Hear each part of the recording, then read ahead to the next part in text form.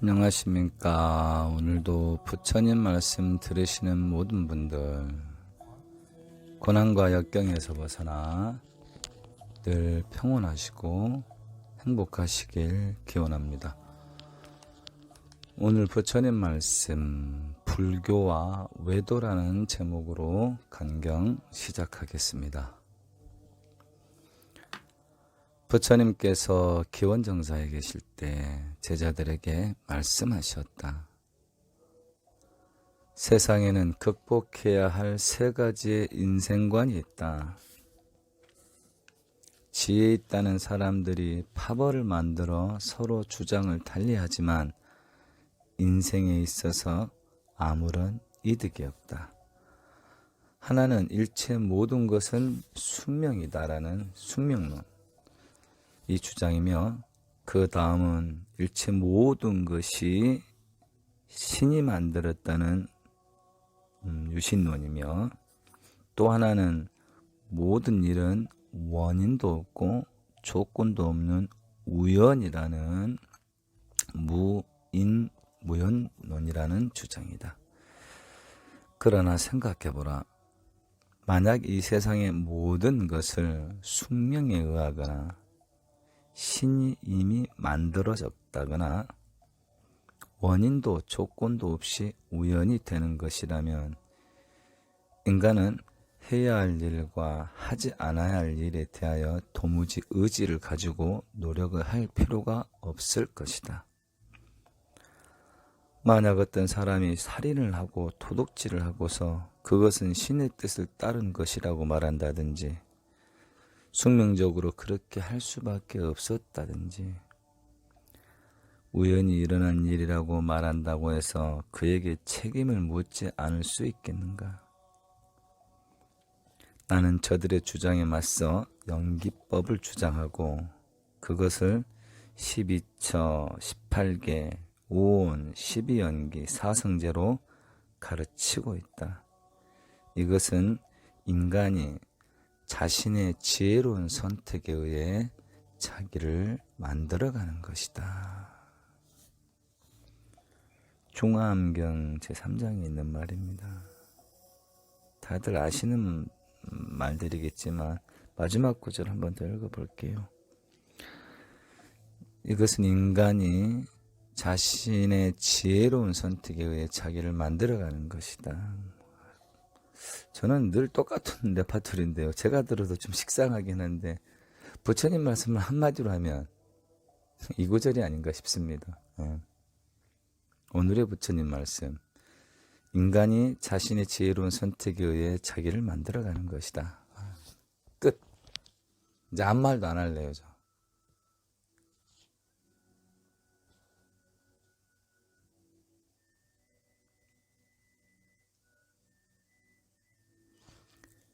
그런데요, 누군들 행복해지고 싶은데 왜 행복과는 거리가 먼 길로 자꾸 액션을 취하게 될까요? 간단한데, 행복해지고 싶으면, 행복하길 바라면 행복해질 수밖에 없는 그런 인연을 씌우면 되잖아요. 간단하잖아요. 근데 왜 그렇게 안 될까요? 그게 바로 우리가 지어놓은 그런 업식의 결과물이라는 거죠. 그래서 부잣집 외동딸로 태어나든지, 아주 좋은 몸을 받고 태어나든지, 아니면 좋은 머리를 받고 태어나든지, 아니면 인연법을 알고 보면은, 그런데도 여러분 행복하길 바라면서 불행해지는 그런 인연을 심으시겠습니까?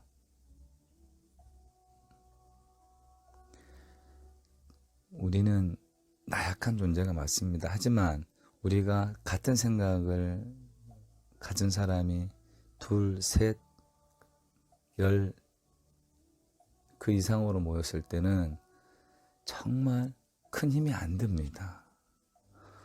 우리가 각자 주어진 처소에서 각자의 길을 열심히 살아가면서 틈틈이 진리를 탐구하고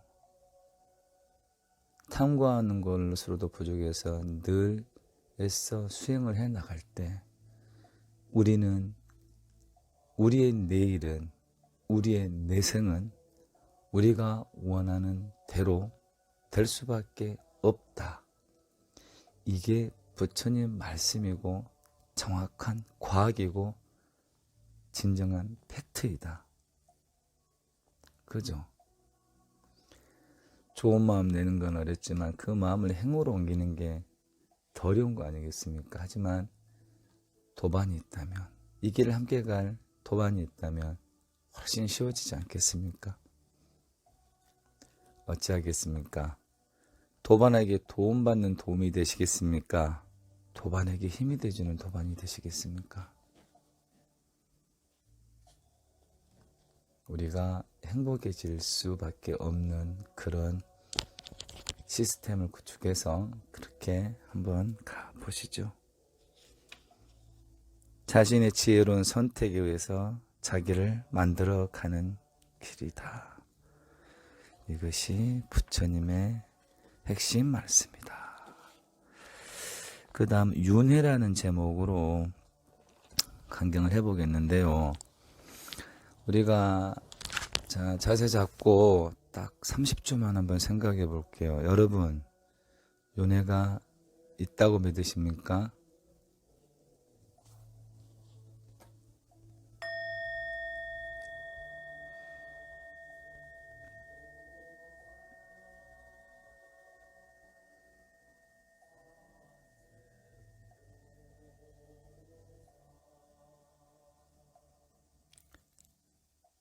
만약에 윤회가 있다고 믿으신 분은 그 윤회가 어떻게 전개될 것이며, 윤회가 없다면은 왜 그렇게 생각하는지 한번 또 생각해 보겠습니다.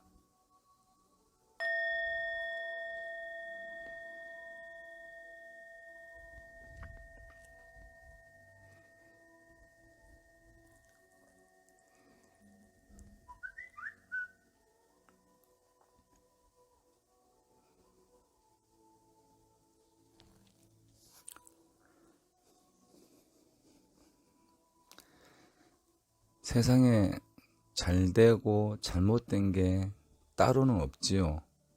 예, 내한테 맞으면 잘 된 거고 내한테 안 맞으면 잘못된 거죠. 처음부터 옳고 그른 건 없습니다. 하지만 진리에서 이거는 불필요한 사고방식이다라고 말할 수는 있겠죠. 우리 불자님들 중에서 이제 불교가 들어오면서 기존의 민간신앙을 섭수해서 같이 포용해서 들어오다 보니까 이게 불교인지 아닌지 구분이 안 되는, 또한 믿고 안 믿고를 떠나서 윤회설을 제대로 이해하고 계신 분들도 드뭅니다. 혹시 생각나십니까? 스님이 가끔 말씀드렸던 윤회의 참된 의미를. 윤회는 죽어서 새로운 몸을 받는 거, 그거는 일부고 매 순간순간 우리는 윤회를 거듭하고 있다. 우리가 모르게 지금 우리가 일으키는 생각,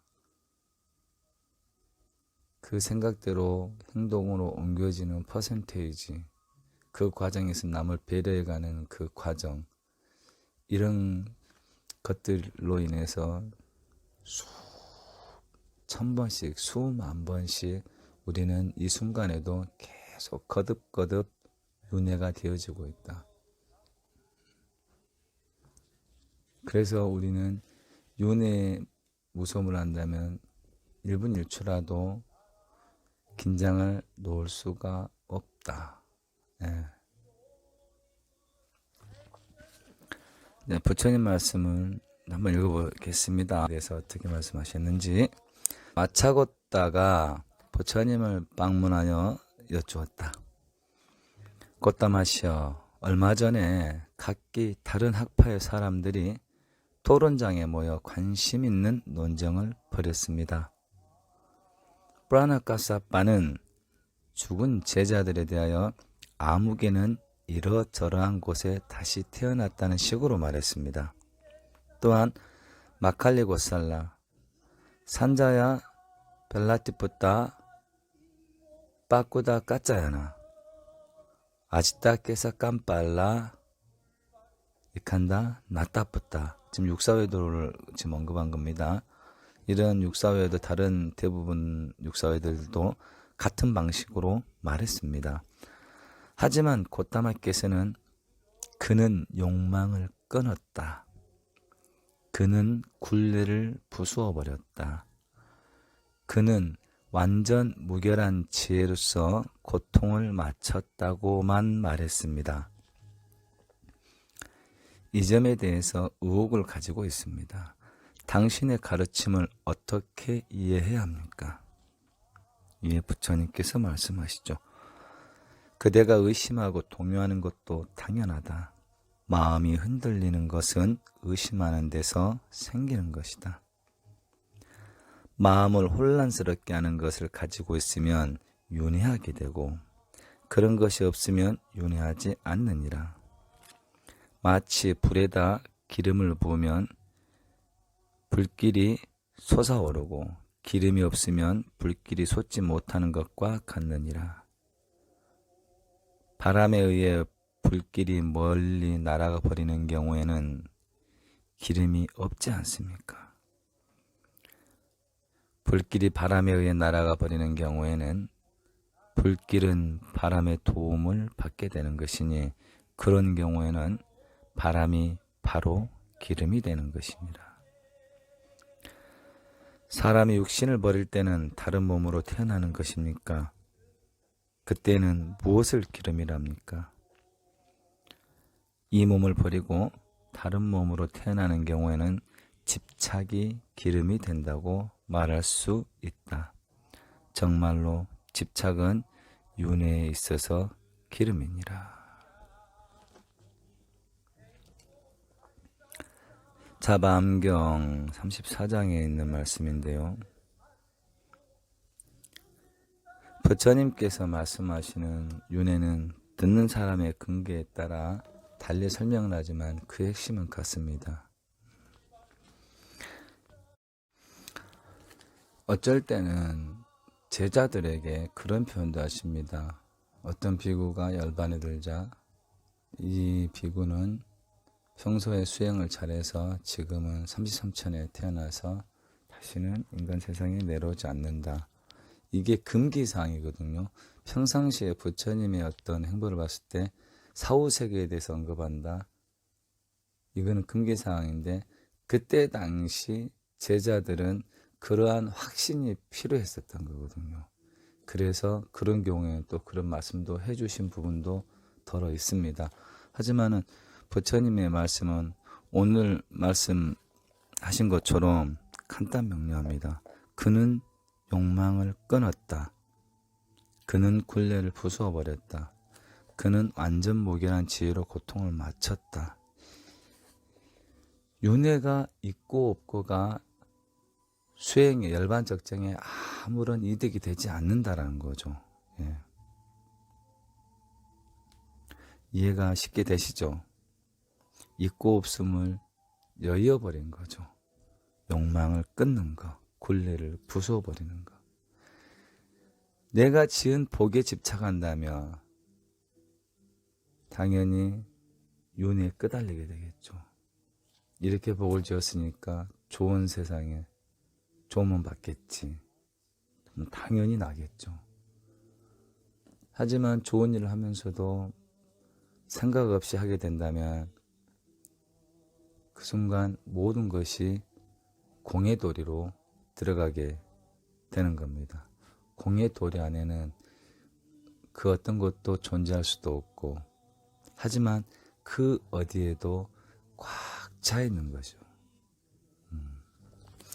이렇게 우리가 길을 잡아야 될, 지금 이 순간 늘 깨어있는 마음으로 배려하는 마음으로 구하지 않고 늘려하지 않고 나를 비워가면서 나와 너가 함께 되는 그 마음만, 그렇게 된다면 거기에는 열반적정도 따로 없겠죠. 부처님이 말씀하시려고 한 게 이런 도리 아닐까 그렇게 생각해 봅니다. 예. 제가 아는 경계는 여기까지고요. 더 이상 말씀을 드릴 수는 없고요. 오늘 부처님 말씀 여기까지 하고 내가 꿈꾸는 세상 한 챕터 나가보도록 하겠습니다. 오늘은 말의 기쁨이란 편입니다. 자애로움과 연민으로 말하는 자는 남의 즐거움에 대해 함께 기뻐하는 말을 합니다. 우리가 공부가 되면은요, 남이 즐거운 일을 진짜 내 일처럼 즐거워한답니다. 이게 당연하게 들리시죠? 근데 당연하게 그렇게 행위 되는가 한번 가만히 생각해 볼 필요 있습니다. 저도 100% 남의 기쁜 일을 그 사람만큼 기뻐하고 산다고 저도 말할 수 없을 것 같아요. 더러는 배가 아플고 그쵸? 더러는 부러울 때도 있어요. 내가 내 일처럼 기뻐한다면 배 아프다거나 부러워해서는 안 되는 거잖아요. 그렇잖아요. 여러 가지로 우리가 체크를 해볼 수가 있는데요. 공부가 돼가는 과정은. 또 남이 잘된 일을 함께 기뻐하는 말은 남의 성공을 질투하지 않고 호의적으로 받아들이는 숭고한 마음입니다. 남의 성공을 질투하지 않고 호의적으로 받아들인다는 것은 내가 나의 길을 가는 데 있어서 그 사람의 성공 신화를 잘 참고해서 좋은 점을 받아 쓰기도 쉽겠죠. 예. 남의 성공을 시기하여 파멸하기를 바라는 마음은 남이 파멸하기 전에 스스로 파멸합니다. 남의 행복을 함께 기뻐하면 상대 행복이 그대로 자신에게 옵니다. 아주 멋진 팩트입니다.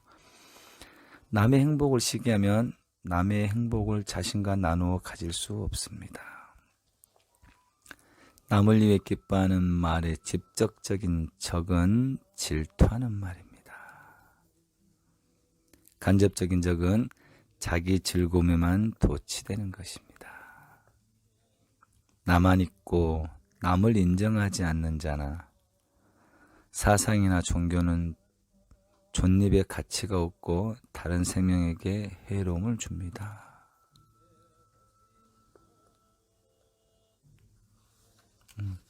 3일 연속 만의 자의 말의 연민, 오늘은 말의 기쁨이었는데요. 말 그대로 참 좋은 말인 것 같습니다. 우리가 늘 하고 사는 말인데 이렇게 말을 디테일하게 세부로 이렇게 정리할 수 있다는 거 상당히 멋있습니다.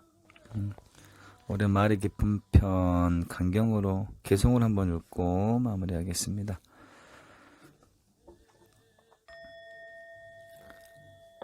자애로움과 연민으로 말하는 자는 남의 즐거움에 대해 함께 기뻐하는 말을 합니다. 남이 잘된 일을 함께 기뻐하는 말은 남의 성공을 질투하지 않고 호의적으로 받아들이는 숭고한 마음입니다. 남의 성공을 시기하여 파멸하기를 바라는 마음은 남이 파멸하기 전에 스스로 파멸합니다. 남의 행복을 함께 기뻐하면 상대의 행복이 그대로 자신에게도 옵니다.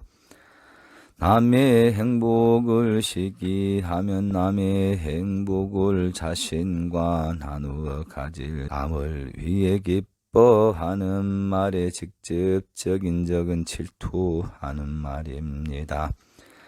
간접적인 적은 자기 즐거움에만 도취되는 것입니다. 나만 있고 없고 남을 인정하지 않는 자나 사상이나 종교는 촛잎의 가치가 없고 다른 생명에게 해로움을 주게 됩니다. 하나 무함이 타본